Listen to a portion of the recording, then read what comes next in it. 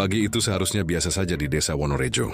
Matahari baru naik setengah, embun masih menempel di ujung daun pisang, dan suara ayam bersaut-sautan dari halaman belakang rumah warga. Namun hari itu ada sesuatu yang berbeda. Udara yang biasanya segar tiba-tiba terasa berat, lembab, dan berbau busuk seperti bangkai lama yang disembunyikan di balik tanah basah. Awalnya tak ada yang memperhatikan, hanya beberapa orang yang menutup hidung sambil berbisik pelan, mengira mungkin ada hewan mati di tepi sungai. Tapi makin lama baunya semakin tajam, menusuk ke hidung sampai membuat perut mual. Lalu terdengar suara seseorang berteriak dari arah sungai. "Woi, kesini! Ada yang aneh di air." Suara itu milik Pak Sarmo, nelayan tua yang setiap pagi memeriksa jaringnya di aliran Bengawan yang membelah desa itu. Tubuhnya kurus, kulitnya legam, dan langkahnya pelan karena kakinya pernah patah dulu waktu perahu kecilnya terbalik. Orang-orang tahu Pak Sarmo jarang panik, tapi kali ini wajahnya pucat, dan tangannya gemetar saat menunjuk ke air yang mengalir pelan di bawah jembatan kayu. Di sana sesuatu berwarna hitam mengapung, besar, menggembung, dan bergoyang pelan seperti perut ikan mati yang kekenyangan. Joya Shizuhei bentuknya seperti karung pupuk, tapi warnanya terlalu gelap, terlalu basah, terlalu berat. "Kayak plastik, Pak," kata seorang pemuda sambil menunduk di pinggir jembatan. Ciri di bawahnya keruh kecoklatan, mengeluarkan gelembung kecil seperti sedang mendidih perlahan. Seekor burung bangau yang biasanya berdiri diam di sana, kini menjauh terbang rendah ke arah hutan bambu. Pak Sarmo turun ke tepian sungai, menyeret galah panjang yang biasa ia pakai untuk mengangkat jaring. Ia dorong benda itu pelan dengan ujung galah. Awalnya kantong itu hanya bergoyang sedikit, tapi ketika ia tusuk sedikit lebih dalam, kantong itu terbelah kecil. Dari celahnya sesuatu berwarna merah kehitaman muncul. Bau busuk yang tadi hanya samar kini meledak keluar, seperti cairan busuk yang tiba-tiba menembus udara pagi. Diuring seorang mundur sambil menutup hidung. Pak Sarmo hampir muntah, tapi matanya tak bisa lepas dari celah itu. Lagi sesuatu di dalamnya, lembek, basah. Saat ombak kecil menampar tepian, potongan itu ikut bergeser keluar sedikit. Jelas sekali, itu potongan daging manusia. Tidak utuh, tapi masih bisa dikenali dari potongan kulit pucatnya dan bentuk jari yang menempel di pinggir daging yang koyak. Jeritan Pak Sarmo memecah suasana pagi yang sebelumnya damai. Ia jatuh terduduk, galahnya terlepas dan tubuhnya bergetar hebat. "Astagfirullah, manusia, itu manusia," katanya terbata. Beberapa warga berlari mendekat, tapi berhenti setengah jalan karena bau itu begitu menyengat, seperti campuran darah busuk dan air limbah. Seorang ibu yang membawa anaknya langsung menjerit dan menutup mata anaknya dengan tangan. Dalam hitungan menit, seluruh desa sudah tahu. Dari arah warung, dari sawah, dari jalan kecil yang menuju pasar, orang-orang datang berkerumun di tepi sungai. Beberapa membawa masker kain, beberapa lainnya menutup hidung dengan ujung baju. Tapi rasa ingin tahu mereka lebih besar daripada ketakutan. Air sungai yang biasanya jadi sumber kehidupan kini berubah jadi sumber ketakutan. Beberapa orang mulai memotret dengan ponsel. Ada yang menelpon polisi. Ada pula yang hanya berdiri mematung, tidak percaya dengan apa yang mereka lihat. Seorang pemuda Anto nekat turun ke tepian untuk memastikan. Ia pula mengambil galah Pak Sarmo, mencoba mendorong kantong itu agar naik ke daratan. Tapi kantong itu berat seperti penuh sesuatu. Saat ia tarik, tali plastik yang mengikatnya putus, dan isi kantong tumpah sebagian ke lumpur sungai. Semua yang melihatnya menjerit. Ada potongan lengan manusia, dari siku sampai ujung jari. Kuku-kukunya masih utuh, bahkan masih terlihat noda cat kuku warna merah muda di salah satu jari. Bau darah busuk bercampur dengan lumpur, membuat siapapun yang mencium langsung ingin muntah. Pak Lurah yang datang beberapa menit kemudian langsung menahan semua warga agar menjauh. "Jangan sentuh apapun, ini harus dilaporkan ke polisi," katanya keras meski suaranya bergetar. Tapi sebelum polisi datang, arus sungai membawa sesuatu lagi. Dari arah hulu, 1, 2, 3 kantong plastik hitam lain terlihat mengambang, pelan tapi pasti mendekat ke arah jembatan. Semua mata tertuju pada air. Seolah waktu berhenti, suara jangkrik lenyap, dan yang terdengar hanya aliran air yang menampar batu-batu kecil di dasar sungai. Beberapa anak muda berlari ke arah hilir, berusaha menahan kantong-kantong itu dengan galah bambu. Mereka berhasil menepi 2 kantong, Dan ketika salah satunya diangkat sedikit, air menetes dari celahnya. Air yang warnanya merah pekat. "Jangan dibuka!" teriak Pak Lurah, tapi rasa penasaran sudah menang. Salah satu warga yang paling berani, seorang pemilik bengkel bernama Bayu, mengeluarkan pisau kecil dari sakunya dan menyayat sedikit ujung kantong itu. Seketika, darah yang sudah mengental mengalir keluar. Bersamaan dengan itu, terlihat potongan paha manusia yang sudah membiru. Dagingnya robek seperti bekas potongan mesin. Teriakan kembali pecah. Ada yang pingsan, ada yang muntah di tempat. Bahkan Bayu yang tadi berani kini jatuh terduduk, menatap tangannya yang basah oleh darah tanpa suara. Tak lama kemudian suara sirin mobil polisi terdengar dari kejauhan. Tapi bagi warga yang sudah melihat isi kantong-kantong itu, suara sirin itu tidak membawa rasa aman, justru menambah ketegangan. Karena di saat yang sama arus sungai membawa lebih banyak benda hitam mengambang. 5, 7, bahkan 20. Beberapa tersangkut di akar bambu. Beberapa terseret ke bawah jembatan. Semua kantong serupa, besar, berat, dan mengeluarkan bau kematian yang sama. Polisi memasang garis kuning di sekitar sungai. Wartawan berdatangan dari kota. Kamera televisi menyorot wajah-wajah pucat warga yang masih gemetar. Tapi tak ada yang bisa menjelaskan apa yang terjadi. Dari mana datangnya kantong-kantong itu? Siapa korbannya? Mengapa dibuang di sini? Sementara itu, Pak Sarmo duduk di pojok, tak mau bicara dengan siapapun. Pandangannya kosong ke arah air yang mengalir pelan. Joey terus bergumam, suaranya hampir tak terdengar. "Aku cuma mau cari ikan, tapi yang kutemukan manusia." Malamnya, desa Wonorejo seperti berubah wujud. Tidak ada yang berani lewat dekat sungai. Anjing-anjing menggonggong tanpa henti ke arah air. Angin malam membawa bau busuk yang tak hilang, meski sudah disemprot cairan pembersih. Dan di tengah sunyi itu, ada suara lembut dari arah sungai. Seperti sesuatu yang pecah di dalam air, atau kantong plastik yang meletus pelan. Tak ada yang tahu apa yang sebenarnya terjadi malam itu. Tapi sejak hari itu, Sungai Bengawan yang dulu jadi sumber kehidupan warga, berubah jadi sungai kematian. Dan setiap kali airnya beriak pelan, orang-orang desa Wonorejo selalu merasa seperti sedang diawasi. Begitu kabar itu menyebar, suasana desa berubah menjadi kacau.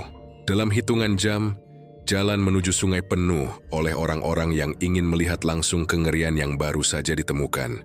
Beberapa datang karena penasaran, sebagian lain karena panik memikirkan, apakah korban yang terpotong-potong itu mungkin seseorang yang mereka kenal. Suara tangis, bisik-bisik, dan doa bercampur menjadi satu. Udara terasa berat, menyimpan ketakutan yang belum sempat diberi nama. Polisi datang dengan 2 mobil patroli, disusul tim SAR yang membawa perahu karet. Mereka segera memasang garis kuning di sepanjang tepi sungai dan meminta semua warga menjauh. Tapi siapa yang bisa menenangkan rasa ingin tahu manusia ketika ketakutan justru menarik mereka semakin dekat? Orang-orang masih berdiri di balik garis itu, berdesakan, menatap air keruh yang kini dipenuhi kantong-kantong hitam mengapung seperti buah busuk. Dari penyisiran awal ditemukan 20 kantong besar yang terjebak di akar bambu, dan beberapa lainnya hanyut ke arah hilir. Petugas yang mengenakan sarung tangan karet mencoba mengangkatnya satu persatu. Tapi, setiap kali kantong itu disentuh, bau busuk kembali menyeruak, menusuk hingga ke dada. Satu petugas muda bahkan harus berhenti bekerja karena muntah di pinggir sungai. Tak ada yang menyalahkannya. Bau daging manusia yang membusuk tidak pernah sama dengan bau bangkai hewan. Ada sesuatu yang lebih dalam, lebih jahat, seolah tubuh itu masih membawa jejak penderitaan terakhir sebelum mati. Dari setiap kantong yang dibuka, isinya tak kalah mengerikan. Potongan tubuh manusia yang disusun tanpa urutan. Di satu kantong ada 2 tangan kanan. Di kantong lain hanya potongan dada dengan bekas jahitan di sisi kiri. Seperti seseorang mencoba membukanya untuk mengambil sesuatu. Ada potongan wajah yang masih menempel sebagian kulit kepala. Matanya terbuka setengah, seolah menatap siapapun yang berani melihatnya. Petugas forensik yang datang dari kota terlihat tegang. Ia mencatat cepat, tangannya bergetar meski berusaha tampak profesional. Juhinya berkata singkat pada Kapolsek setempat. "Pak, ini bukan satu orang, dari banyak," kata banyak bergema di kepala semua orang yang mendengarnya. Seolah-olah sungai itu baru saja melahirkan rahasia gelap yang selama ini tersembunyi di bawah permukaannya. Wartawan mulai berdatangan. Mobil-mobil dengan logo stasiun televisi parkir di pinggir jalan. Mikrofon dan kamera diarahkan ke wajah-wajah warga yang kebingungan. Setiap orang punya cerita versinya sendiri. Ada yang bilang korban mungkin hasil perdagangan manusia. Ada yang yakin itu ritual sesat. Ada pula yang berbisik bahwa itu peringatan dari makhluk sungai yang marah karena hutan di hulu ditebang habis. Di tengah kekacauan itu, Pak Sarmo masih duduk di tepi sungai. Wajahnya kosong. Ia tidak bicara sepatah kata pun sejak pagi. Polisi mencoba menanyainya, tapi jawabannya hanya satu kalimat yang diulang terus. Saya cuma mau cari ikan, bukan manusia. Sementara itu anak-anak kecil bersembunyi di dalam rumah. Orang tua mereka menutup jendela rapat-rapat, menyalakan dupa, membaca doa pelan, berharap bau kematian yang merayap dari arah sungai tidak masuk ke dalam rumah. Malamnya, suara sirin polisi dan lampu dari perahu SAR masih terdengar. Sungai yang dulu jadi tempat anak-anak bermain kini dijaga seperti lokasi pembunuhan besar. Tak ada yang berani menatap airnya terlalu lama, karena setiap bayangan yang terpantul di sana terasa seperti wajah seseorang yang minta tolong. Di tengah penyelidikan, polisi menemukan sesuatu yang membuat bulu kuduk berdiri. Dari salah satu kantong, mereka menemukan gelang karet warna merah dengan huruf R kecil di permukaannya. Gelang itu dikenali oleh seorang ibu yang datang mencari anaknya yang hilang seminggu lalu. Dia langsung pingsan di tempat. Sejak itu, desa Wonorejo bukan lagi tempat yang sama. Warung kopi yang biasanya ramai mendadak sepi. Orang-orang hanya berbisik jika membicarakan sungai. Tak ada yang mau menyebutnya dengan nama Bengawan lagi. Mereka menyebutnya dengan nada takut. Sungai Mayat. Setiap malam aroma busuk masih sesekali terbawa angin. Meskipun polisi sudah mengevakuasi semua kantong yang ditemukan, tetap saja bau itu datang, seolah ada sesuatu yang tertinggal di dasar air. Beberapa warga mengaku mendengar suara seperti tangisan dari arah sungai saat malam sepi. Suara lirih yang seperti seseorang memanggil nama. Tidak ada yang berani mengeceknya. Listrik di rumah-rumah dekat sungai sering berkedip tanpa sebab, dan anjing-anjing menggonggong ke arah air gelap tanpa henti. Polisi mencoba menenangkan warga. Kapolsek, seorang pria parubaya bernama Pak Darto, bahkan tinggal sementara di balai desa untuk memantau situasi. Tapi malam kedua, ia sendiri mengaku mendengar suara langkah dari arah sungai sekitar pukul 2 dini hari. Dia keluar dengan senter, tapi yang terlihat hanya air tenang dan sebatang pohon bambu yang bergoyang pelan. Esok paginya, di tempat ia berdiri malam itu, ditemukan potongan rambut manusia yang masih basah. Media sosial penuh dengan berita tentang Wonorejo. Foto-foto kantong plastik hitam tersebar, lengkap dengan potongan tubuh di dalamnya. Pemerintah pusat turun tangan, mengirim tim forensik tambahan dan menutup akses jalan menuju desa untuk sementara. Tapi penutupan itu justru menambah rumor. Banyak yang bilang desa itu dikutuk, bahwa air sungainya telah menelan dosa manusia yang mencoba melawan Tuhan. Namun di balik semua bisik-bisik itu, ada ketakutan yang lebih nyata. Ketakutan bahwa pelaku pembuangan itu belum tertangkap, bahwa dia mungkin masih ada di sekitar desa, berjalan di antara mereka, berpura-pura ikut cemas padahal mungkin tangannya sendiri yang mengikat plastik-plastik itu. Malam ketiga, suasana menjadi lebih mencekam. Lampu jalan mati total selama hampir 1 jam.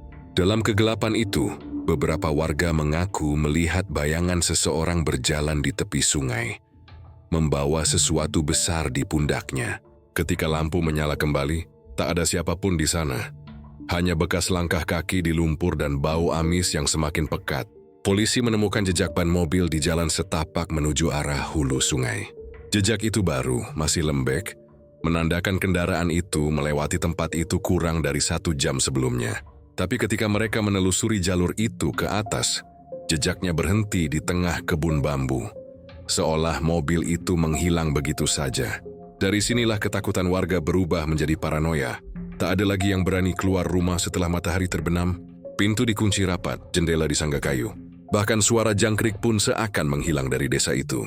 Hanya suara air sungai yang terus mengalir, pelan tapi membawa beban berat, yang tak bisa dijelaskan siapapun. Dari masjid, suara azan terdengar lirih. Suara itu menggema, berusaha menenangkan tapi udara malam tetap terasa menekan. Orang-orang berdoa bukan untuk keselamatan, tapi agar tidak bermimpi tentang kantong-kantong hitam itu lagi. Sementara di posko polisi, tumpukan laporan warga hilang mulai menumpuk. Dalam 3 bulan terakhir ada 5 orang yang dilaporkan menghilang di daerah sekitar Wonorejo. Kebanyakan tanpa jejak. Salah satu laporan bahkan menyebut hilangnya seorang dokter forensik yang dulu bekerja di rumah sakit Solo. Seorang pria bernama Rendra M, yang kliniknya ditutup karena kasus malpraktik. Catatan itu membuat Pak Darto terdiam lama malam itu. Ia menatap peta sungai yang terbentang di meja dan menyadari sesuatu. Titik penemuan kantong-kantong itu semuanya berjarak hampir sama. Seolah seseorang dengan sengaja membuangnya di tempat-tempat tertentu. Tidak acak, terencana. Sejak saat itu Wonorejo tidak lagi dianggap desa. Ia jadi tempat penyimpanan ketakutan. Di udara, di air, di setiap bisikan warga, ada rasa was-was yang sulit dijelaskan. Dan di tengah semua itu, sungai terus mengalir tenang. Seolah tak peduli pada mayat-mayat yang pernah ia sembunyikan. Kadang saat pagi datang, kabut turun menyelimuti permukaan air, membuatnya tampak seperti selimut putih yang menutup luka bumi. Tapi siapapun yang berdiri cukup dekat tahu, di bawah kabut itu, air masih berwarna coklat kemerahan, dan setiap riaknya membawa cerita yang tak ingin didengar siapapun. Penyelidikan hari ketiga dimulai di bawah langit mendung. Hujan tipis turun sejak pagi, membuat udara di sekitar sungai semakin lembab, dan bau busuk semakin kuat. Petugas forensik yang datang dari kota bekerja dalam diam. Hanya suara kamera dan langkah sepatu boots yang sesekali terdengar di antara desir hujan. Di tengah kesibukan itu, Ibda Ardi, Kanit Reskrim yang memimpin kasus, berdiri di pinggir sungai dengan ekspresi datar. Tapi di balik wajah tenangnya, pikirannya berputar cepat, berusaha menyusun kepingan yang berantakan. Dia sudah pernah menangani kasus pembunuhan, tapi tidak seperti ini. Tidak dengan 20 kantong plastik yang isinya seolah dikumpulkan dari lebih dari satu tubuh. Yang paling mengganggunya bukan jumlah korban, tapi cara tubuh-tubuh itu diperlakukan. Setiap potongan terlihat rapi, bersih di sisi sayatan. Tidak seperti hasil tebasan atau potongan kasar, tapi seperti dikerjakan dengan alat presisi tinggi. Bukan parang, gumam Ardi sambil memeriksa salah satu potongan tulang. Lebih halus dari gergaji. Ini seperti hasil mesin. Petugas forensik mengangguk pelan. Bisa jadi alat pemotong laboratorium, Pak, atau alat daging industri. Tapi hasil potongannya bersih sekali. Hampir seperti uji bedah. Ardi menatap lama potongan itu. Urat-urat terpotong rapi tanpa robekan. Daging terbelah lurus seperti potongan anatomi di buku kedokteran. Tidak ada darah yang menetes dari potongan. Menandakan proses itu dilakukan di tempat dengan suhu dingin. Mungkin di ruang yang disterilkan. Ia mengangkat kepala, menatap sungai yang tenang namun menyimpan rahasia kelam. Tidak mungkin ini dilakukan di sini, katanya lirih. Tidak ada bekas darah di sekitar. Artinya mereka dimutilasi di tempat lain. Pernyataan itu membuat beberapa petugas saling pandang. Karena artinya pelaku punya tempat, alat, dan waktu untuk melakukan semua itu tanpa diketahui siapapun. Malamnya, Ardi memeriksa semua bukti yang dikumpulkan. Dari 20 kantong itu, ada 3 yang isinya menunjukkan keanehan lain. Salah satunya berisi potongan lengan dengan tato kecil berbentuk angka 9. Di kantong lain ditemukan serpihan kain putih seperti seragam medis dengan sisa tulisan bordir di tepinya. Lab M. Huruf-huruf berikutnya sudah terkelupas karena air sungai, tapi cukup untuk membuat Ardi mengernyit. Dia meminta timnya menelusuri semua laboratorium di wilayah Solo Raya yang memiliki inisial M, namun data yang muncul menunjukkan hasil aneh. Ada satu laboratorium kecil bernama Meditech Research. Terdaftar tapi sudah ditutup hampir 2 tahun lalu karena kebakaran misterius. Pemiliknya, Dr. Rendra M, dokter forensik yang menghilang tanpa jejak. Nama itu muncul lagi, sama seperti di laporan hilangnya seseorang beberapa minggu sebelumnya. Ardi diam lama di ruang kecilnya malam itu. Dia membaca ulang berkas, memperhatikan tanggal penutupan lab, lalu membandingkan dengan laporan orang hilang di sekitar Wonorejo. Polanya mulai terlihat samar-samar. Korban pertama dilaporkan hilang 3 bulan setelah lab itu ditutup. Korban kedua, seorang mahasiswa kedokteran, menghilang saat melakukan penelitian magang. Semuanya punya satu kesamaan, latar belakang medis. Pagi berikutnya, Ardi memutuskan menyelidiki wilayah hulu sungai, tempat yang dipercaya sebagai titik pembuangan awal. Ia ditemani 2 anggota dan 1 teknisi forensik. Jalan menuju ke sana sempit, diapit oleh pohon bambu dan semak liar. Di tengah perjalanan, mereka menemukan bekas ban mobil yang sama seperti yang terlihat beberapa malam sebelumnya. Jejak itu membawa mereka ke sebuah lahan kosong di pinggir hutan, di mana berdiri bangunan tua dengan cat terkelupas, bekas klinik yang sudah lama tak beroperasi. Tulisan di papan depannya nyaris hilang, tapi masih bisa dibaca samar. Klinik Rendra Medika. Pintu besinya terkunci rapat, tapi ketika Ardi menendang sedikit, engselnya lepas. Bau tajam formalin langsung menyeruak dari dalam. Mereka masuk perlahan dengan senter. Ruangan pertama penuh debu dan peralatan medis berkarat. Di meja pemeriksaan masih ada sisa kain putih dengan bercak kecoklatan yang sudah mengering. Di lantai, ada bekas roda yang menyeret ke arah ruangan dalam, seperti tempat troli logam pernah lewat. Ardi mengikuti jejak itu hingga ke pintu belakang. Di sanalah ia menemukan sesuatu yang membuat bulu kuduknya berdiri. Di bawah papan kayu yang setengah terbuka, ada tangga menuju ruang bawah tanah. Dindingnya lembab. Udara di bawah terasa berat seolah menyimpan sesuatu yang tak boleh disentuh cahaya. Ketika mereka menuruni tangga itu, suara langkah mereka bergema pelan di antara ruangan sunyi. Senter Ardi menyorot dinding yang dipenuhi catatan-catatan tangan, skema anatomi tubuh manusia, rumus kimia, dan potongan kertas dengan tulisan reanimasi tahap 3. Di meja besi di tengah ruangan, ada alat potong industri, tabung besar berisi cairan bening, dan beberapa kantong plastik kosong identik dengan yang ditemukan di sungai. Di lantai ditemukan sisa kain bertuliskan Lab M. Semuanya cocok, tapi yang paling mengerikan bukan benda-benda itu, melainkan apa yang terbaring di atas meja logam di ujung ruangan. Sebuah tubuh tidak utuh, disusun dari potongan tubuh yang berbeda ukuran, dijahit dengan benang tebal. Tangannya terlalu kecil untuk badannya, dan wajahnya tampak seperti disusun ulang dari 2 wajah berbeda. Matanya terbuka sedikit, seolah baru saja ditinggalkan hidupnya. Salah satu petugas teriak histeris. Ardi menatap tubuh itu lama, mencoba memahami, tapi pikirannya hanya berputar di satu kalimat. Ini bukan pembunuhan biasa. Ini percobaan, sebuah upaya untuk menciptakan sesuatu dari sisa-sisa manusia. Saat ia memeriksa lebih jauh, ia menemukan catatan lusuh di meja kecil. Sebagian basah, sebagian terbakar. Di halaman yang masih bisa dibaca, tertulis, tubuh mati bisa dihidupkan kembali dengan kombinasi jaringan kompatibel. Subjek kehilangan fungsi, tapi aktivitas listrik masih ada. Percobaan belum sempurna. Di bawahnya tertulis tanggal. Hanya sebulan sebelum penemuan kantong pertama.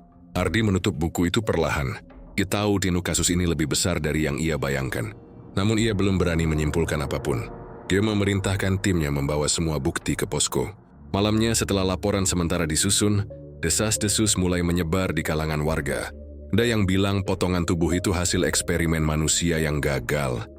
Ada yang menyebut perdagangan organ. Ada pula yang yakin Dr. Rendra mencoba menghidupkan orang mati.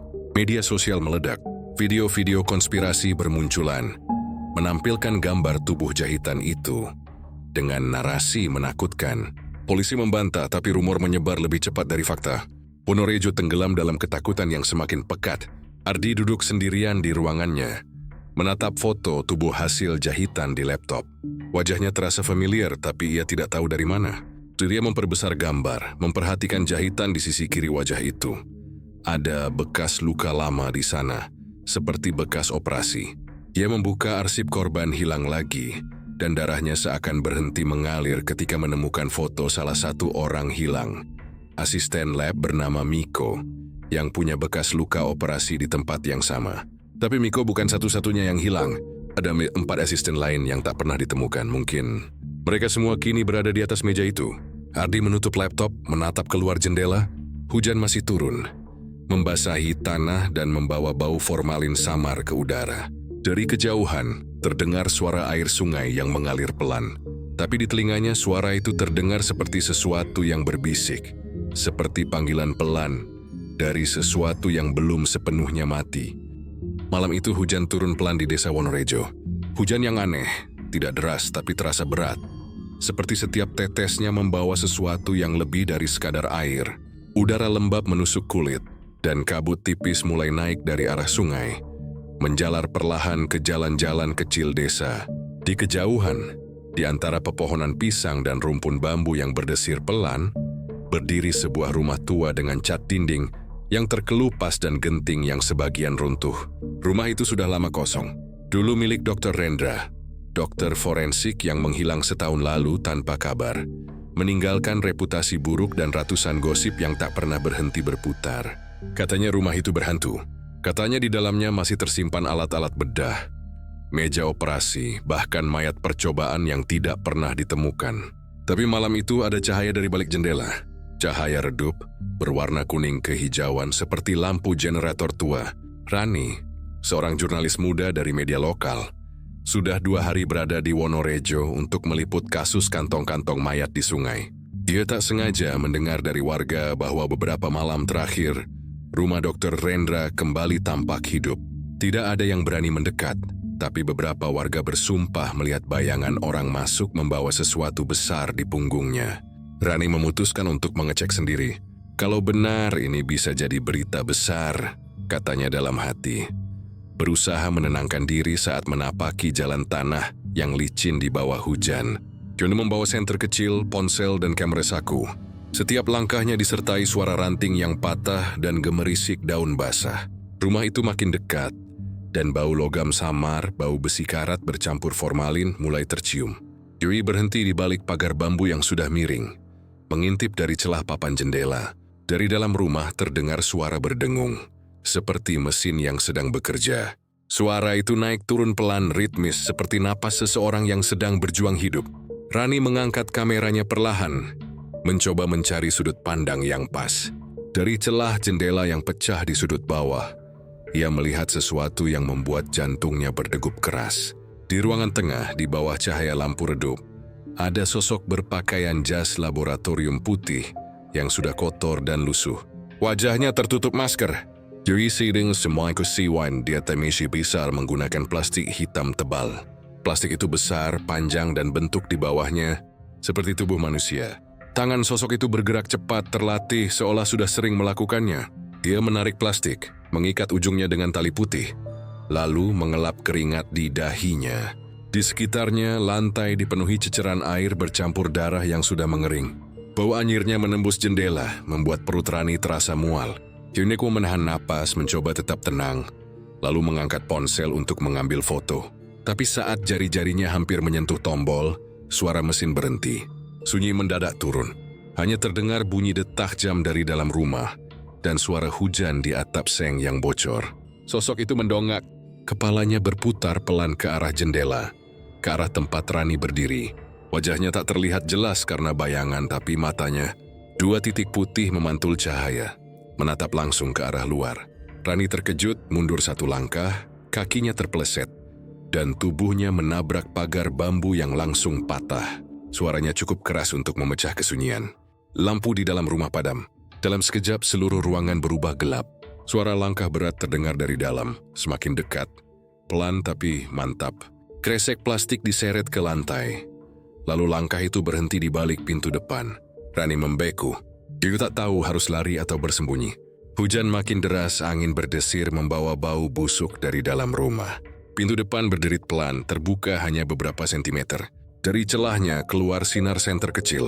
Rani menahan napas, lalu perlahan mundur, tapi kakinya menginjak ranting. Krek! Suara itu seperti petir di tengah malam sunyi. Lampu senter dari dalam rumah langsung menyorot ke arah pagar tempat ia berdiri. Siapa di sana? Suara berat itu bergema. Bukan suara keras tapi dingin dan tegas. Rani tak sempat berpikir. Ia berbalik dan berlari sekuat tenaga ke arah jalan tanah yang menurun. Di belakangnya terdengar suara langkah berat cepat menghantam tanah basah. Nafasnya memburu, pandangannya kabur oleh air hujan. Dia hampir tergelincir, tapi terus berlari, menembus kegelapan tanpa menoleh lagi. Di tengah pelariannya, ponselnya terpeleset dari genggaman dan jatuh ke lumpur. Ia tidak berhenti untuk mengambilnya. Ia hanya ingin keluar dari sana, sejauh mungkin dari rumah itu. Ia baru berhenti setelah sampai di dekat jalan utama desa, di mana lampu jalan remang-remang masih menyala. Tubuhnya basah kuyup, Napasnya berat dan jantungnya berdetak cepat. Ia menatap ke belakang, gelap. Rumah tua itu tidak lagi terlihat. Hanya suara hujan dan kabut yang menutup pandangan. Tapi jauh di sana, samar-samar, terdengar lagi suara mesin berdengung. Seperti sesuatu yang baru saja dinyalakan kembali. Rani menatap tangannya yang gemetar mencoba menenangkan diri. Tapi rasa takut berubah menjadi kebingungan. Jika itu Dr. Rendra, bagaimana sebelum dia masih hidup? Bukankah sudah setahun ia menghilang tanpa jejak?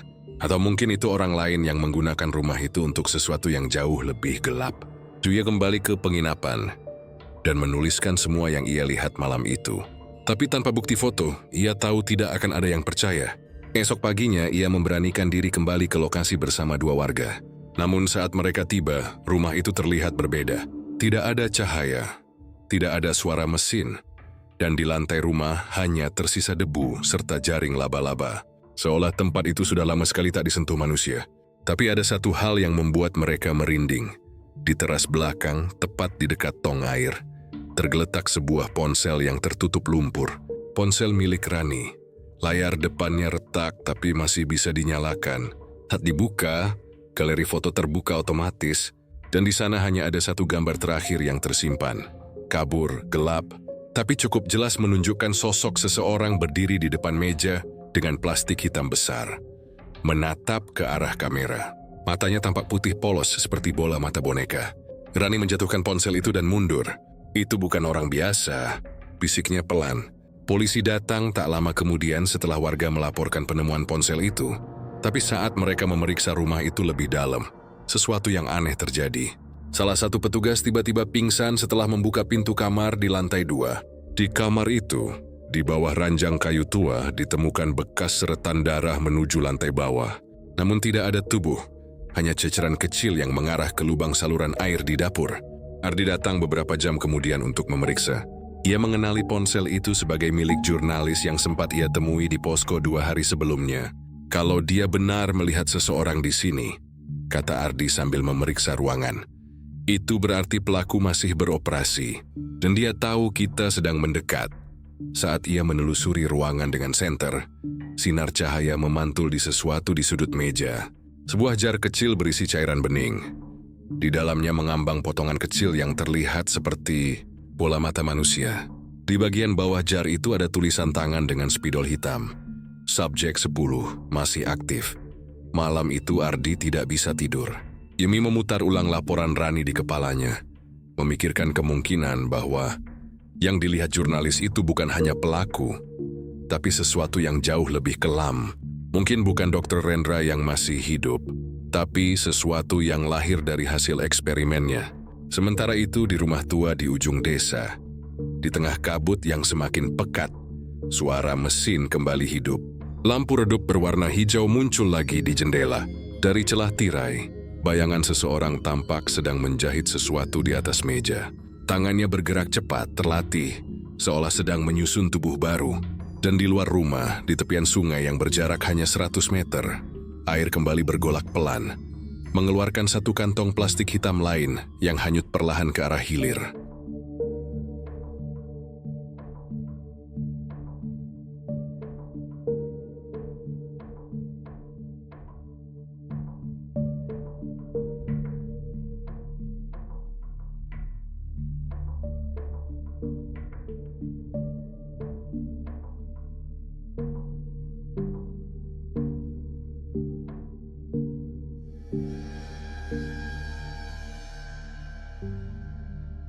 Pagi di desa Wonorejo tidak lagi terasa seperti pagi. Matahari memang muncul di ufuk timur, tapi sinarnya terasa dingin, seolah datang dari dunia lain. Kabut masih bergelayut di antara pepohonan, dan bau formalin samar menyusup lewat angin yang berhembus dari arah rumah tua milik Dr. Rendra. Rumah itu kini dikelilingi garis polisi berwarna kuning. Warga hanya berani menatap dari jauh, berbisik pelan sambil memegangi dada. Di depan rumah, beberapa petugas forensik memakai jas pelindung putih lengkap dengan masker dan sarung tangan karet. Di antara mereka, berdiri Ibda Ardi, dengan wajah tegang dan mata merah karena semalaman tidak tidur. Kemisi tahun apa yang aksi dan media hari ini tidak akan mudah dilupakan. Setelah penemuan ponsel milik Rani semalam, Tim memutuskan untuk menggeledah rumah itu secara menyeluruh. Tapi sesuatu terasa janggal sejak awal. Pintu ruang bawah tanah ditemukan terkunci dari dalam, dan butuh hampir 1 jam untuk membukanya dengan alat khusus. Saat akhirnya engsel pintu itu lepas dan udara lembab dari dalam menyeruak keluar, semua orang di sana menahan napas. Bau busuk bercampur zat kimia menyengat, seperti campuran daging busuk dan alkohol pembusukan. Tangga kayu yang menurun ke bawah gelap dan berdebu, tapi di ujungnya terlihat cahaya redup dari sebuah lampu neon tua yang masih menyala. Hati-hati, jangan sentuh apapun dulu, perintah Ardi. Mereka menuruni tangga satu persatu. Suara sepatu mereka menggema di ruang bawah tanah yang luas. Dan semakin ke bawah, semakin jelas terlihat bahwa tempat itu bukan sekadar ruang penyimpanan. Dinding-dindingnya dilapisi ubin putih seperti ruang bedah. Di tengah ruangan berdiri sebuah meja operasi logam besar yang permukaannya berkarat dan berlumur noda kecoklatan. Di atasnya terbentang tubuh manusia atau sesuatu yang menyerupainya. Tubuh itu dijahit dengan kasar. Tangan kanan dan kiri berbeda panjang. Warna kulitnya tak seragam. Sebagian pucat keabu-abuan, sebagian kecoklatan. Seolah diambil dari 2 orang berbeda. Kakinya tak sama besar. Dan di dada terlihat bekas sayatan berbentuk huruf W seperti hasil autopsi. Jahitannya menghitam dan meneteskan cairan kuning kental. Petugas medis yang pertama kali mendekat langsung menahan mual. Astaga, ini bukan cuma mutilasi, gumamnya dengan suara serak. Ardi melangkah lebih dekat. Matanya menatap tak berkedip. Dia memperhatikan bahwa tubuh itu bukan hasil pembunuhan biasa. Di sekeliling meja terdapat alat-alat yang bukan milik tukang jagal, melainkan peralatan laboratorium. Tabung kaca besar berisi cairan kehijauan, pompa listrik kecil, dan monitor lama dengan layar CRT yang masih menyala berkedip-kedip menampilkan grafik garis naik turun, seperti detak jantung yang nyaris datar.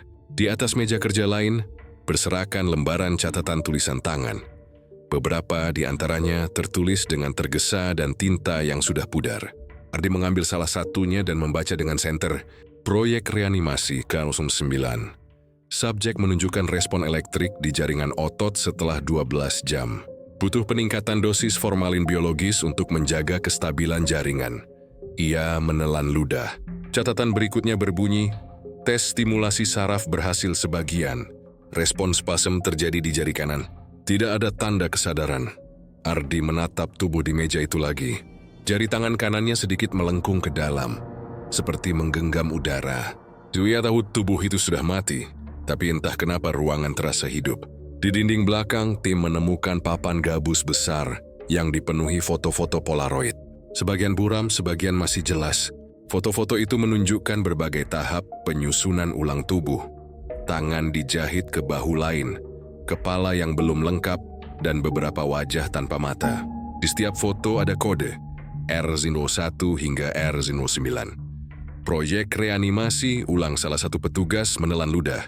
Berarti sudah ada 8 sebelum ini. Atau lebih, sahut Ardi pendek.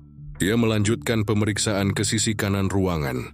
Di sana terdapat lemari pendingin logam besar seperti freezer rumah sakit. Saat dibuka, uap dingin keluar, dan di dalamnya tersusun rapi beberapa kantong plastik hitam. Ukuran sama seperti yang ditemukan di sungai. Hanya saja, sebagian masih penuh. Ardidi memejamkan mata sejenak, menahan gelombang mual dan marah yang bercampur. Tutup kembali. Kita bawa ini semua ke lab pusat, katanya. Tapi salah satu teknisi Andra menatap monitor lama di meja dengan bingung. Pak, ini aneh, katanya pelan. Grafik detaknya masih bergerak. Semua orang menoleh. Di layar hijau gelap itu, garis elektrokardiogram bergerak pelan naik turun. Tidak stabil, tapi jelas bukan garis datar. Mungkin cuma efek alat yang rusak, kata Ardi berusaha rasional. Yuya mendekat, menatap angka di pojok layar yang menunjukkan pulsa 30-an BPM. Ardi mencondongkan tubuh, memastikan tidak ada sambungan kabel dari meja ke monitor. Tapi saat ia mengangkat kain yang menutupi bagian dada tubuh itu, matanya langsung membelalak. Di bawah kulit yang dijahit kasar itu, ada sesuatu yang berdenyut lemah.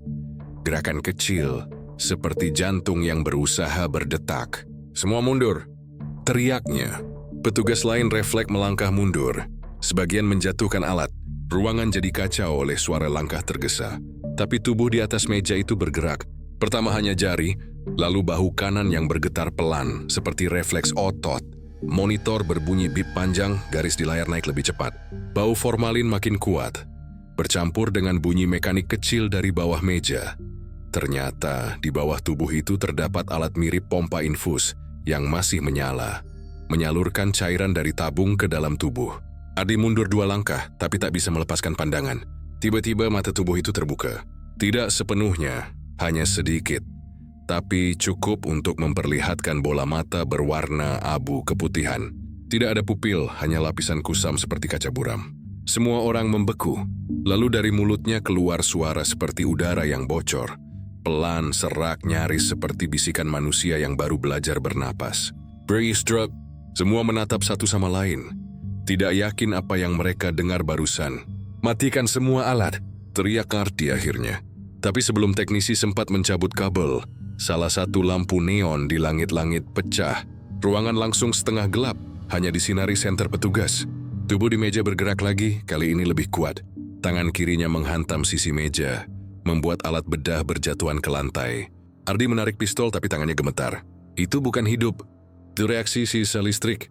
Katanya setengah meyakinkan diri sendiri. Tapi detak di monitor semakin cepat. 55 BPM, 60, 04. Salah satu petugas menekan tombol pemutus daya utama. Semua lampu padam seketika. Hanya terdengar bunyi tetesan air dari pipa bocor dan napas panik manusia. Lalu, diam. Tidak ada bunyi monitor lagi. Tidak ada gerakan. Ardi menyalakan senter dan mengarahkannya ke meja. Tubuh itu sudah tidak bergerak, tapi posisi kepalanya berubah. Kini menoleh ke arah mereka. Mulutnya terbuka sedikit, seperti sedang tersenyum. Kita harus keluar sekarang, kata Ardi pelan. Dan semua orang segera menaiki tangga tanpa banyak bicara. Ruang bawah tanah dikunci kembali dengan rantai besi. Dan seluruh lokasi dinyatakan tertutup untuk umum. Tapi sebelum meninggalkan area, Ardi sempat menoleh sekali lagi ke arah jendela rumah itu. Di balik tirai lusuh, ia bisa bersumpah melihat bayangan seseorang berdiri. Bukan tubuh di meja, tapi seseorang lain. Berdiri tegak, diam, dengan wajah tak terlihat. Malamnya di kantor polisi, laporan hasil awal pemeriksaan menyebutkan bahwa sidik jari di seluruh ruang bawah tanah cocok dengan milik Dr. Rendra.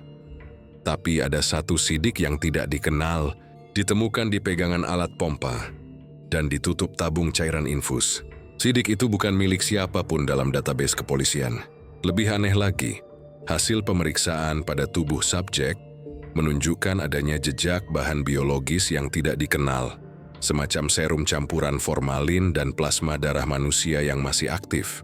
Laporan forensik mencatat, kemungkinan besar zat ini berfungsi sebagai katalis untuk mengembalikan impuls saraf.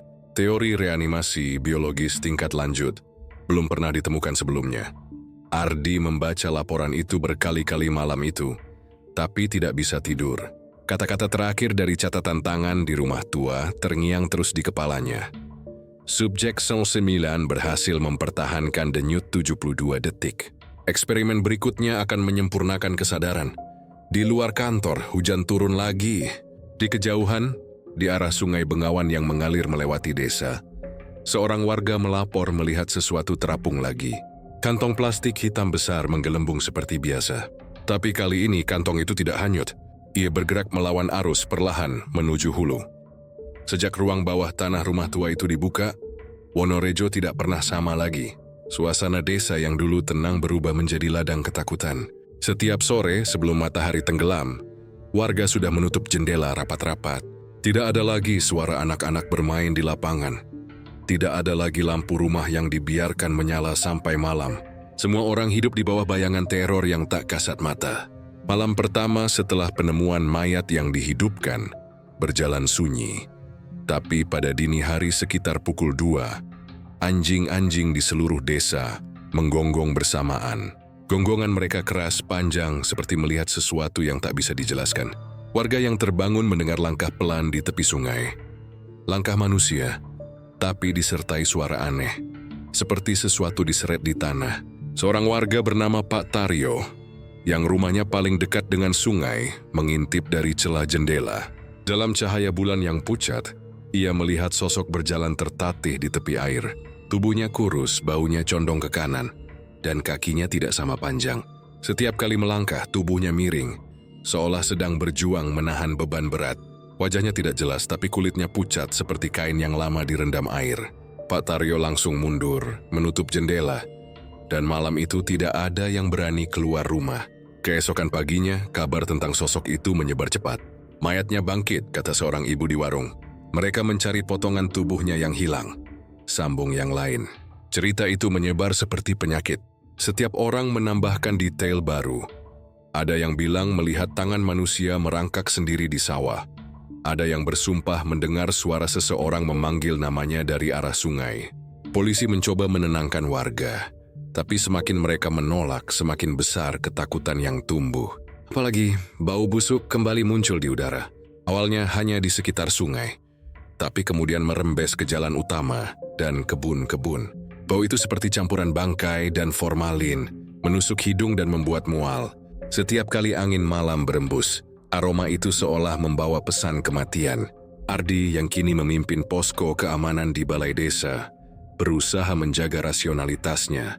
Tapi bahkan ia sendiri mulai merasakan sesuatu yang ganjil. 2 malam berturut-turut saat berpatroli di sepanjang sungai bersama tim. Ia mendengar suara langkah di belakangnya, pelan, berat, seolah seseorang berjalan tepat di belakang mereka. Tapi setiap kali ia menoleh tidak ada siapapun. Mungkin hewan, katanya berusaha masuk akal. Tapi di lumpur basah di tepi air, ia menemukan jejak kaki manusia. Bukan satu, melainkan banyak. Namun bentuknya aneh, sebagian besar tidak simetris, seolah kaki itu disusun dari potongan yang berbeda. Semakin hari, suasana desa semakin menegang. Orang-orang mulai berkemas meninggalkan rumah tanpa menoleh. Mereka yang tidak punya tempat lain memilih berkumpul di balai desa. Tidur berdesakan dengan lampu terang sepanjang malam. Tidak ada yang berani mematikan lampu. Karena setiap kali gelap turun, suara langkah itu datang lagi. Kadang terdengar di atap, kadang di luar jendela, kadang di halaman belakang. Seorang pemuda yang berjaga di sawah mengaku melihat sosok berdiri di antara batang padi.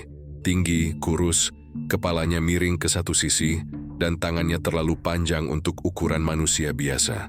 Ketika disorot lampu, sosok itu mundur pelan lalu menghilang ke arah sungai. Aku dengar suaranya seperti orang menarik napas, katanya dengan wajah pucat. Tapi baunya seperti bangkai. Dalam waktu seminggu, lebih dari separuh warga Wonorejo memilih pergi. Desa yang dulu hidup kini seperti kota mati. Rumah-rumah kosong berdiri tanpa cahaya, jalanan sunyi, dan hanya terdengar suara daun kering tertiup angin. Namun bagi mereka yang bertahan, malam berubah menjadi siksaan. Suatu malam listrik tiba-tiba padam di seluruh desa. Langit gelap tanpa bulan, dan hanya suara serangga terdengar di kejauhan. Di tengah kegelapan itu, warga di balai desa mendengar sesuatu mengetuk jendela. Pelan berulang, seperti orang yang meminta izin masuk. Tok, tok, tok. Tidak ada yang berani mendekat. Ketukan itu berpindah ke pintu depan. Ardi memegang pistol, mendekati pintu dengan hati-hati. Siapa di luar? Tanyanya keras. Tidak ada jawaban. Yuli memberi isyarat pada petugas lain untuk bersiap. Saat ia membuka sedikit pintu itu, bau busuk langsung menyergap. Di depan pintu tidak ada siapapun. Hanya sebuah kantong plastik hitam besar tergeletak di tanah. Masih basah. Ardi menyalakan senter dan menyorotnya. Plastik itu tampak baru. Dan di salah satu ujungnya ada sobekan kecil. Dari sobekan itu terlihat sesuatu berwarna pucat. Kulit manusia. Ardi segera menutup pintu dan memerintahkan semua orang untuk tidak keluar. Tapi ketakutan sudah menyebar, tak ada yang bisa tidur malam itu. Pagi harinya saat diperiksa, kantong itu sudah kosong. Tidak ada potongan tubuh, hanya lumpur dan bau menyengat yang tertinggal. Bekas seretan terlihat di tanah menuju arah sungai. Laporan demi laporan masuk ke posko. Ada yang mengaku mendengar suara mesin di kejauhan, seperti generator yang menyala dari arah rumah tua. Ada pula yang melihat cahaya kehijauan berkedip di balik pepohonan. Muncul lalu hilang begitu cepat. Polisi mencoba menyisir lokasi, tapi setiap kali mereka datang, tempat itu selalu tampak seolah tak pernah dihuni. Tidak ada jejak manusia, hanya hawa dingin dan bau kimia yang menggantung. Malam keempat setelah insiden kantong hitam, Rani tiba-tiba muncul di posko. Wajahnya pucat, rambutnya kusut dan matanya merah seperti orang yang tidak tidur berhari-hari. Semua orang terkejut karena mereka mengira ia sudah pergi dari desa setelah kejadian di rumah tua. Tapi Rani hanya berkata pelan, "Aku belum pergi. Aku harus lihat dengan mataku sendiri." Ia menunjukkan sesuatu di tangannya, sebuah flash disk kecil berlumpur.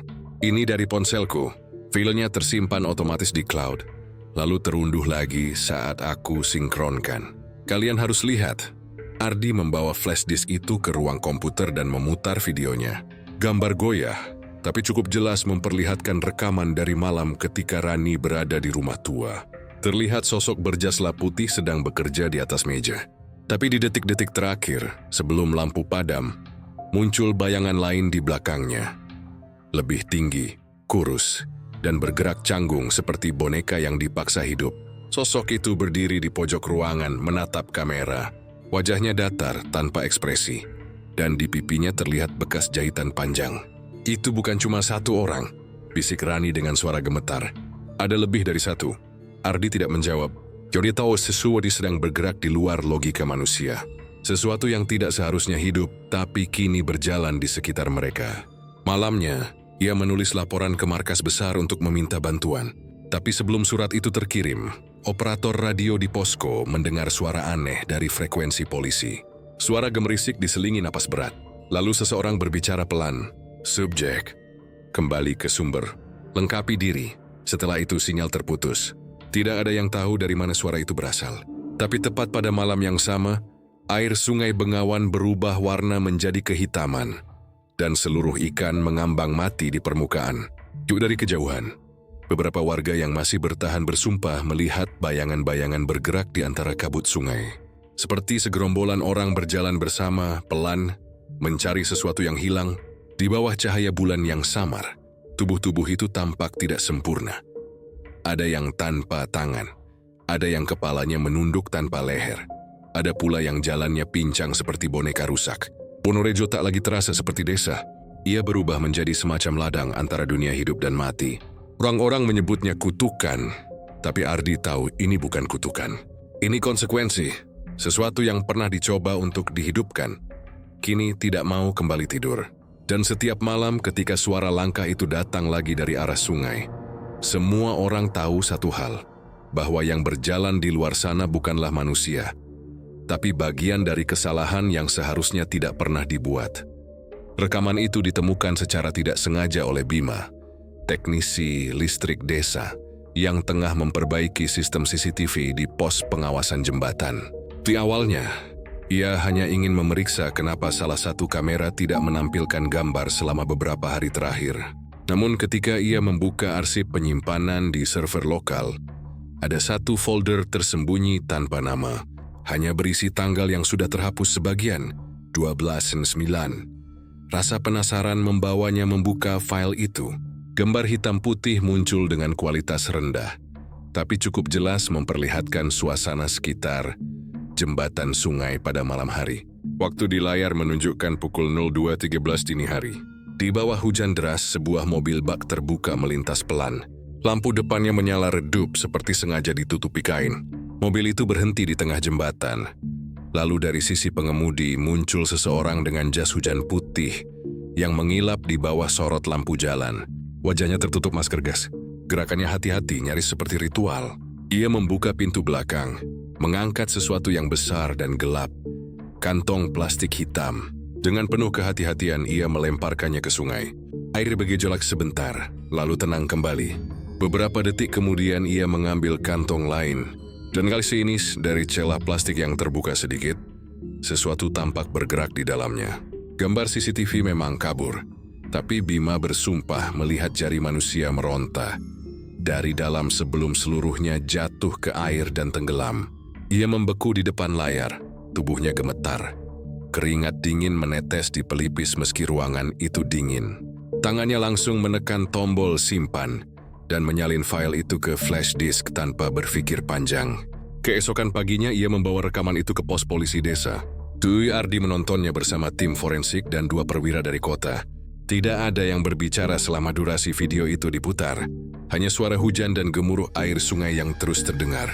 Setelah rekaman selesai, suasana ruangan hening. Ardi menatap layar lama sekali lalu berkata pelan, "Itu dia, Turendra." Salah satu perwira menatapnya dengan ekspresi tegang. Kau yakin? Ardi mengangguk. Postur tubuhnya, cara ia memegang benda. Aku pernah lihat dia begitu waktu di klinik dulu. Dan itu jas hujan laboratorium dari institusi tempat dia dulu bekerja. Kesimpulan resmi pun segera dibuat. Pelaku pembuangan kantong plastik adalah Dr. Rendra, dokter forensik yang menghilang setahun lalu. Tapi bagi Ardi, rasa yakin itu tak membuat segalanya jadi lebih mudah. Justru sebaliknya, muncul pertanyaan yang lebih menakutkan. Mengapa beberapa tangan di dalam kantong itu masih bergerak? Ketika video diperbesar pada frame ketiga, terlihat dengan jelas sesuatu yang tak seharusnya ada. Dalam salah satu kantong yang baru dilempar, plastiknya sedikit robek, dan dari celah itu muncul jari yang menekan-nekan dari dalam, seperti orang yang berusaha keluar. Tangan itu gemetar lemah, lalu berhenti. Tim forensik menatap layar dengan wajah pucat. Kalau ini bukan manipulasi digital, kata salah satu dari mereka, berarti beberapa korban masih hidup saat dibuang. Ardi menatap monitor lama sekali. Suara hujan di video terasa nyata di telinganya. Joya bisa membayangkan bagaimana rasanya berada di dalam kantong itu. Terbungkus tenggelam, udara menipis, tubuh mulai membeku, dan kesadaran perlahan hilang. Tapi bagaimana mungkin tangan manusia masih bisa bergerak jika sebelumnya sudah mati dan dijahit ulang? Pertanyaan itu menempel di kepalanya seperti racun. Polisi dari kota segera datang dan membawa rekaman itu untuk diperiksa di laboratorium digital. Tapi malam-malam itu Semindol Kerekon pergi. Terjadi sesuatu yang membuat bulu kuduk berdiri. Saat listrik di posko mati sejenak karena korsleting, monitor CCTV yang lain, yang seharusnya menampilkan gambar langsung dari area sungai, tiba-tiba menyala sendiri. Dalam layar tampak siluet seseorang berdiri di tengah jembatan. Posturnya mirip dengan sosok di video. Jas putih, masker gas, tubuhnya condong sedikit ke kanan. Tapi kali ini, ia tidak membawa kantong apapun. Dia hanya berdiri diam, menatap ke arah kamera. Lalu perlahan mengangkat tangan kirinya dan menunjuk lurus ke arah lensa. Sinyal langsung hilang. Semua atensi di ruangan membeku. Salah satu polisi berlari keluar menuju jembatan, tapi tidak menemukan siapapun di sana. Jalan basah, kosong. Hanya terdengar suara air mengalir. Namun di lantai jembatan ada sesuatu yang tertinggal. Masker gas berwarna abu-abu, basah oleh hujan, dan di bagian dalamnya ada bercak darah kering. Setelah kejadian itu, desa kembali diliputi kepanikan. Warga yakin bahwa Rendra belum mati. Beberapa mengatakan ia masih berkeliaran di sekitar sungai untuk menyempurnakan karyanya. Ada juga yang bersumpah melihat cahaya lampu di dalam rumah tuanya pada tengah malam, padahal bangunan itu sudah disegel. Desas-desus itu semakin liar ketika salah satu anggota tim listrik yang membantu memperbaiki sistem CCTV tiba-tiba menghilang setelah mengatakan ingin memeriksa kabel di sekitar jembatan. 2 hari kemudian, tubuhnya ditemukan tersangkut di akar pohon bambu dekat tepi sungai, tanpa wajah, dan di dadanya tertulis huruf R dengan darah. Ardi mulai kehilangan arah. Setiap malam ia memutar ulang video CCTV itu, berusaha mencari sesuatu yang luput dari pandangan. Hingga pada putaran ke-9 ia menyadari sesuatu. Di detik ke-47, saat sosok berjas putih sedang membuka pintu mobil, di kaca belakang terlihat pantulan samar. Bukan pantulan tubuhnya sendiri, tapi seseorang lain berdiri di seberangnya, jauh lebih tinggi, kurus, dan tanpa kepala. Pantulan itu muncul hanya 2 detik sebelum gambar terguncang oleh kilat, lalu menghilang. Yumi memperlambat video beberapa kali, memperbesar frame, dan semakin jelas terlihat bahwa sosok itu tidak bisa jadi bayangan biasa. Posturnya terlalu tegak, dan meski wajahnya tidak tampak, bagian lehernya menunjukkan bekas potongan kasar, seperti dijahit kembali. Ardi menelan ludah, dan untuk pertama kalinya ia merasa video itu bukan sekadar bukti kriminal, tapi semacam pesan. Ia tidak sendiri, bisiknya. Dari titik itu investigasi berubah arah. Para penyidik mulai menduga bahwa proyek reanimasi 09 bukan hanya eksperimen biologis, tapi percobaan menciptakan bentuk kehidupan baru dari potongan tubuh manusia. Tujuannya tidak lagi sebatas medis, melainkan semacam obsesi untuk membangkitkan kesadaran. Namun apapun yang Rendra lakukan hasilnya bukan kehidupan, melainkan sesuatu yang menyerupai hidup, tapi tanpa jiwa. Malam-malam berikutnya, Kamera CCTV kembali merekam hal-hal aneh. Kadang hanya kabut tebal yang tampak bergerak melawan arah angin. Kadang muncul bayangan di permukaan air, seperti seseorang yang berjalan di bawah sungai. Beberapa kali di tepi jembatan terlihat benda terapung. Bukan bangkai ikan, melainkan potongan tangan manusia yang sudah membiru. JRD menulis laporan demi laporan, tapi bantuan tak kunjung datang. Pihak kota menganggap kasus ini histeria massal akibat trauma. Namun ia tahu apa yang dilihatnya nyata. Ketika ia kembali ke rumah untuk beristirahat, di depan pintu rumahnya tergeletak amplop tanpa nama. Di dalamnya ada potongan kecil kain putih dengan noda darah, dan secarik kertas bertuliskan tulisan tangan yang goyah. Subjek belum lengkap. Bagian terakhir ada padamu. Ardi gemetar membaca pesan itu. Ia tak tahu apa maksudnya, tapi entah kenapa, dalam pantulan kaca jendela rumahnya, ia merasa melihat sesuatu berdiri di belakang. Sosok tinggi, diam, mengenakan jas putih tanpa wajah. Ia berbalik secepat kilat, tapi ruang itu kosong. Hanya bau formalin samar yang tertinggal di udara. 2 minggu setelah penemuan rekaman CCTV itu, suasana desa Wonorejo tak kunjung tenang. Sungai Bengawan masih dianggap terkutuk. Airnya berubah lebih gelap dari sebelumnya, seolah menyimpan sesuatu di dasarnya. Tim pencari yang dikirim dari kota masih melakukan penyisiran hingga ke hilir, di mana arus mulai melambat dan air menebal oleh lumpur. Mereka berharap menemukan sisa kantong plastik lain untuk memastikan jumlah korban yang sebenarnya. Pagi itu, sekitar pukul 6, seorang anggota tim bernama Andra melihat sesuatu tersangkut di akar pohon waru di tepi sungai yang melengkung. Dari jauh, benda itu tampak seperti karung besar, terbungkus rapat. Tapi warnanya berbeda dari sebelumnya.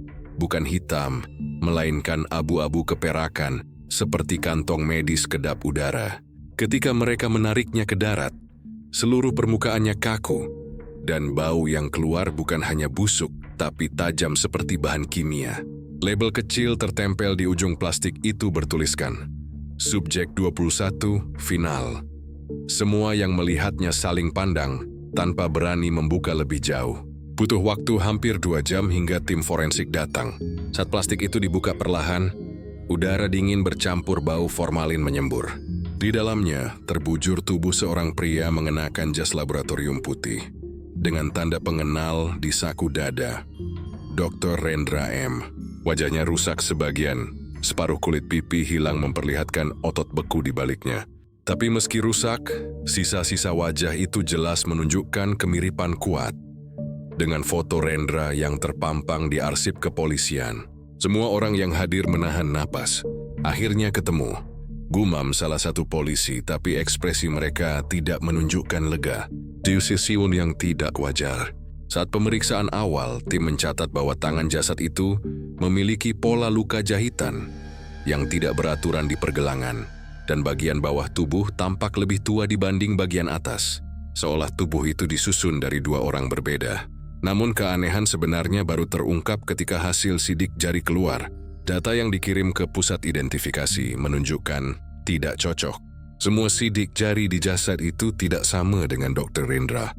Tak satu pun. Padahal di ruang bawah tanah rumahnya, semua alat dan dokumen menunjukkan bahwa sidik jari asli Rendra pernah ditemukan. Ini berarti, jasad yang ditemukan di hilir hanyalah seseorang yang menggunakan wajahnya. Ardi terpaku membaca laporan itu. Matanya terus menatap foto tubuh di dalam kantong abu-abu.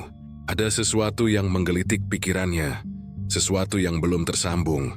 Malamnya ia meminta izin memeriksa jasad itu langsung di ruang forensik sementara. Begitu kantong dibuka kembali, ia merasakan hawa dingin menusuk tulang. Lampu neon bergetar, suara alat pendingin berdengung. Tubuh itu tampak seperti boneka aneh, setengah manusia, setengah hasil perakitan. Ia memperhatikan bagian dadanya, dan di situ, di antara bekas jahitan terlihat bekas torehan seperti huruf R kecil yang dibuat dengan benda tajam. Namun yang lebih aneh lagi, dada jasad itu terasa hangat. Padahal seharusnya suhu tubuhnya sudah lama turun. Ardi memanggil teknisi medis untuk memeriksa suhu dengan termometer inframerah. Hasilnya menunjukkan angka tak masuk akal, 33,8 dengwing. Tidak mungkin. kata teknisi itu, wajahnya pucat. Jadi, masih menyimpan panas? Mereka memutuskan membedah bagian dada. Saat pisau bedah menyentuh kulit, terdengar suara seperti desis halus, seperti udara keluar dari tabung. Dan ketika dada itu terbuka, bukan organ manusia biasa yang terlihat, melainkan jaringan otot bercampur dengan tabung tipis transparan berisi cairan kuning. Di dalam salah satu tabung itu ada benda kecil berputar perlahan, seperti pompa mekanik. Ini bukan tubuh manusia biasa, bisik Ardi. Pemeriksaan lebih lanjut menemukan serpihan logam kecil di dekat tulang rusuk, berbentuk lingkaran. Diukir dengan simbol yang sama seperti di dokumen proyek yang ditemukan di ruang bawah tanah dulu. Reanimasi 99. Dari situ muncul kesimpulan sementara. Tubuh ini adalah bagian dari proyek tersebut. Tapi siapa orang yang menjadi bahan dasarnya? Dan di mana tubuh asli Dr. Rendra? Malam itu Ardi kembali menonton ulang rekaman CCTV. Ia memperlambat bagian di mana jas hujan putih muncul dan memusatkan perhatian pada gerakan tangannya. Gerakan itu aneh, kaku di sendi tapi terlalu presisi seperti gerakan mesin. Dia memutar ulang berkali-kali, lalu menyadari sesuatu. Sosok di video tidak pernah berkedip sekalipun. Mungkin itu bukan manusia, bisiknya tanpa sadar. Keesokan harinya, pihak kepolisian kota datang membawa berita baru. Salah satu warga di desa tetangga melaporkan kehilangan adik laki-lakinya yang bekerja di klinik tempat Rendra dulu meneliti. Foto orang hilang itu dikirimkan ke pos. Ardi menatap foto itu lama. Pria muda dengan wajah mirip. Tubuh yang ditemukan di hilir, tapi ada perbedaan kecil. Di leher pria itu terdapat bekas luka lama yang mirip dengan garis jahitan di jasad tersebut. Seolah seseorang telah memotong lehernya dan menempelkan kepala orang lain di sana. Rasa mual merambat naik ke tenggorokan Ardi. Ia menutup map foto itu dan memutuskan pergi ke sungai malam itu juga. Saat berdiri di tepi air, ia menatap arus yang mengalir lambat. Bau formalin samar masih tercium di udara. Di seberang sana, di antara pepohonan, terlihat sesuatu seperti kilatan lampu kecil, mungkin pantulan air, atau mungkin sesuatu yang lain. Ia mendengar bisikan halus entah dari mana. Bagian terakhir belum ditemukan. Suara itu seakan berasal dari dalam kepalanya sendiri. Ia menatap air, dan sejenak ia yakin melihat sesuatu di bawah permukaan. Wajah seseorang menatap balik, matanya kosong, kulitnya pucat, dan dari mulutnya keluar gelembung udara. Ardi tersentak mundur, jatuh ke tanah. Tapi ketika menatap lagi, air sudah kembali tenang. Esoknya, laporan aneh datang dari tim forensik. Jasad ke-21 yang semula disimpan di ruang pendingin kini menghilang. Semua kunci utuh, tidak ada jejak masuk paksa. Hanya bau formalin yang jauh lebih kuat dari biasanya, dan bekas cairan menetes dari meja ke lantai, menuju saluran pembuangan. Rekaman kamera keamanan di ruang itu rusak total. Hanya menampilkan gangguan visual dengan suara berdengung rendah, seperti napas berat.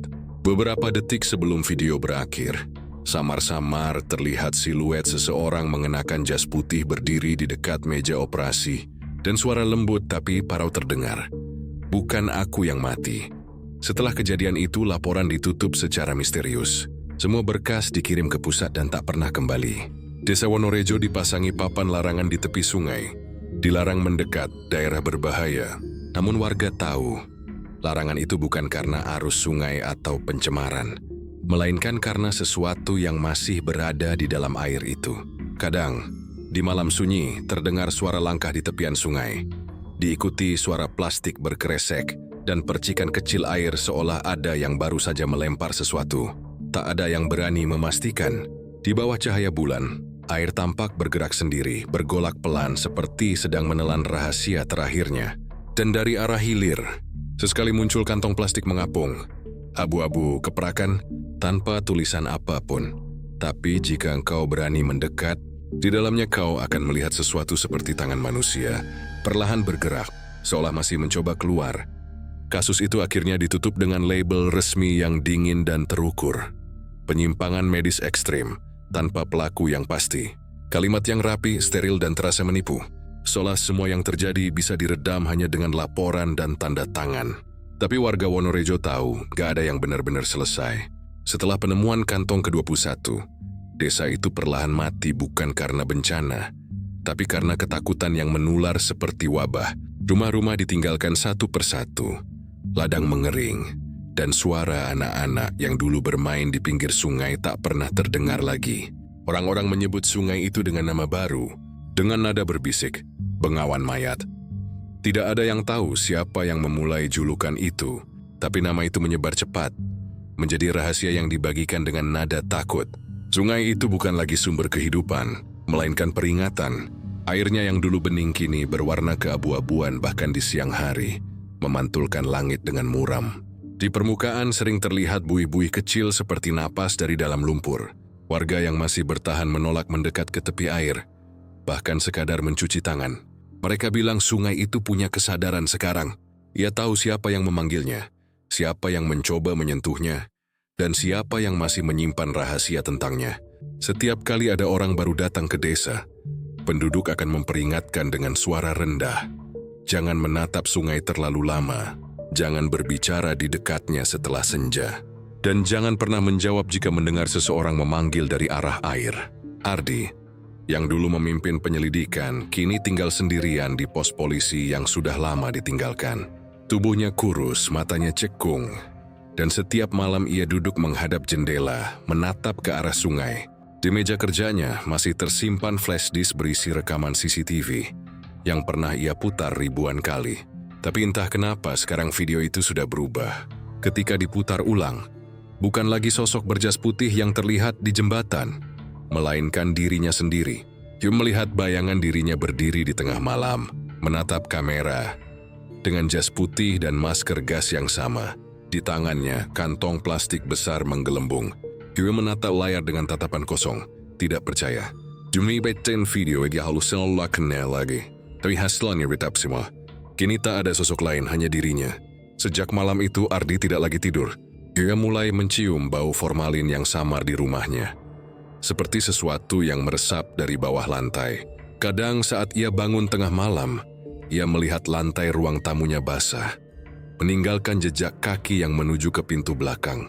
Ia menyalakan senter, mengikuti jejak itu, dan melihat pintu terbuka sedikit, mengarah ke halaman belakang. Dari sana, jalan setapak kecil menuju sungai terlihat basah, seolah baru saja dilalui seseorang. Kami tidak punya keberanian untuk memeriksanya. Beberapa hari kemudian, seorang warga dari kota datang untuk melakukan dokumentasi terakhir sebelum desa resmi dinyatakan area terbatas. Namanya Riko, seorang fotografer muda yang tidak percaya takhayul. Dia berjalan sendirian menyusuri tepi sungai, membawa kamera dan tripod. Judulnya Koisua Sriter Wari Hajia Histeri Kolektif. Ia tertawa kecil setiap kali mendengar peringatan agar tidak menatap air terlalu lama. Tapi pada malam ketiga, Riko tidak kembali ke penginapan. Kamera miliknya ditemukan di tanah, masih menyala, dengan rekaman terakhir berdurasi 3 menit. Dalam video itu terdengar suara napas terburu-buru, lalu gambar menunjukkan sungai di bawah cahaya bulan. Di tepi air tampak sesuatu mengapung pelan, kantong plastik abu-abu. Kamera bergoyang ketika Riko mendekat.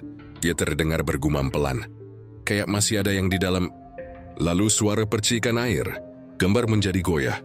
Hanya terdengar jeritan pendek dan suara air terbelah. Kamera terjatuh. Detik terakhir video menampilkan bayangan di permukaan air. Seseorang memakai jas putih, tapi wajahnya bukan Rendra, bukan Riko, bukan siapapun yang dikenal. Hanya wajah yang tampak setengah jadi, seperti hasil potongan dari beberapa orang yang berbeda.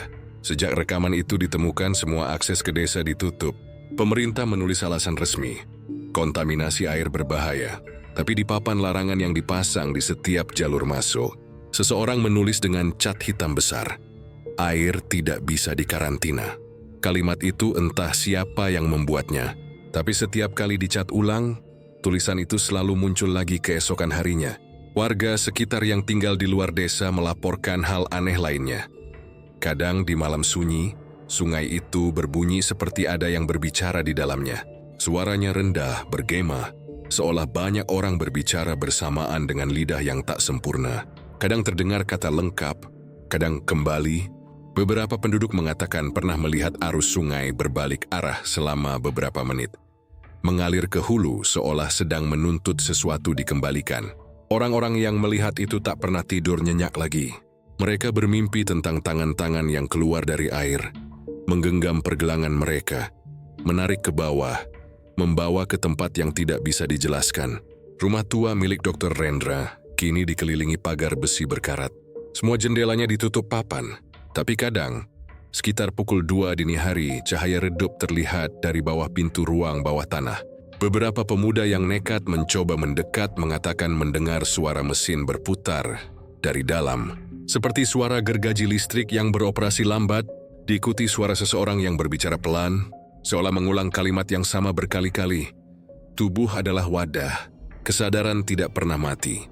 Tidak ada yang tahu apakah suara itu rekaman, gema masa lalu, atau seseorang yang benar-benar masih bekerja di bawah sana.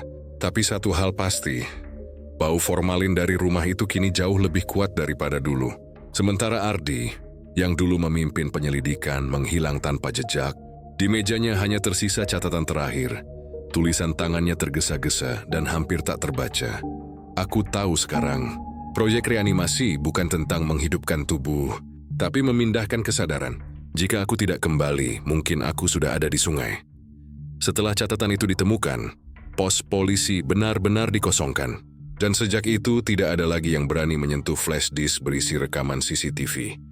Entah bagaimana, file di dalamnya kini tak bisa dibuka. Setiap kali dicoba, layar hanya menampilkan gambar air beriak dengan suara pelan di latar belakang. Seperti seseorang sedang tertawa dari dalam air. Kini Desa Wonorejo tinggal kenangan. Peta resmi bahkan menghapus namanya. Tapi sungai itu masih ada, mengalir pelan melewati hutan dan ladang mati, membawa sesuatu yang tak bisa dijelaskan.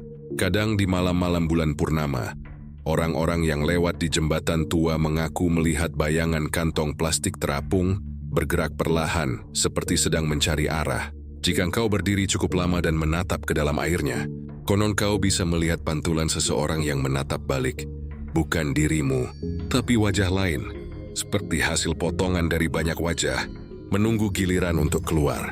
Bau busuk samar akan tercium, diikuti bisikan yang nyaris tak terdengar. Lengkapi aku. Tirnya akan bergetar, dan dari kedalamannya riak kecil muncul, seolah sungai itu bernapas. Setelah di kawasan, sesuatu masih hidup, dan dari rumah tua di ujung desa, cahaya redup dari ruang bawah tanah akan kembali menyala. Tanda bahwa seseorang atau sesuatu belum berhenti bekerja. Sungai itu tidak akan pernah tenang lagi, karena di dalam arusnya mengalir sisa-sisa manusia yang ingin hidup kembali, dan kesadaran yang tak tahu di mana harus berdiam.